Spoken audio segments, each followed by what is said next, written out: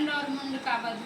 महर्षि मेधा ने कहा, दैत्यराज की आज्ञा पाकर चंड और मुंड चतुरंगिनी सेना को साथ लेकर हथियार उठाए हुए देवी से लड़ने के लिए चल दिए। हिमालय पर्वत पर पहुंचकर उन्होंने मुस्कुराती हुई देवी को, जो सिंह पर बैठी हुई थी, देखा। तब जब असुर उनको पकड़ने के लिए तलवारें लेकर उनकी ओर बढ़े, तब अंबिका को उन पर बड़ा क्रोध आया और मारे क्रोध के उनका मुख काला पड़ गया, उनकी भ्रुकुटियां चढ़ गई और उनके ललाट में से अत्यंत भयंकर तथा अत्यंत विस्तृत मुख वाली लाल आंखों वाली काली प्रकट हुई, जो कि अपने हाथों में तलवार और पास लिए हुए थी।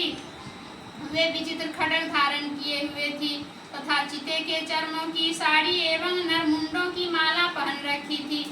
उसका मांस सूखा हुआ था और शरीर केवल हड्डियों का ढांचा था, और जो भयंकर शब्द से दिशाओं को पूर्ण कर रही थी, वह असुर सेना पर टूट पड़ी और दैत्यों को भक्षण करने लगी। वे पार्श्व रक्षकों, अंकुशधारी महावतों, हाथियों पर सवार योद्धाओं और घंटा सहित हाथियों को एक हाथ से पकड़ कर अपने मुंह में डाल रही थी, और इसी प्रकार वे घोड़ों, रथों, सारथियों व रथों में बैठे हुए सैनिकों को मुंह में डालकर भयानक रूप से चबा रही थी।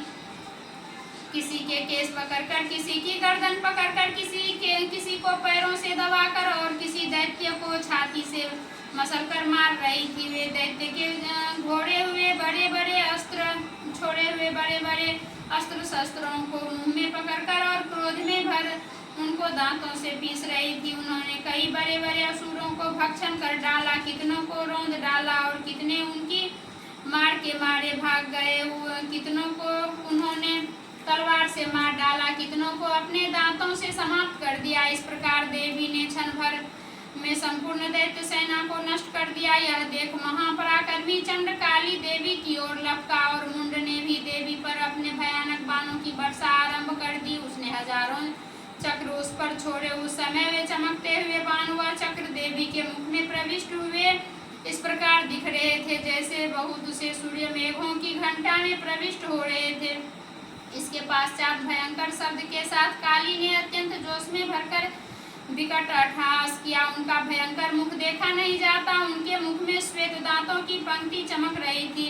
फिर उन्होंने तलवार हाथ में लेकर हूं शब्द कहकर चंड के ऊपर आक्रमण किया और उसके केसों को पकड़कर उसका सिर काट कर अलग कर दिया। चंड को मारा हुआ देखकर मुंड देवी की ओर लपका, परंतु देवी ने क्रोध में भरे उसे भी अपनी तलवार से यमलोक पहुंचा दिया। चंड और मुंड दोनों को मरा हुआ देखकर उनकी बाकी बची हुई सेना वहां से भाग खड़ी हुई।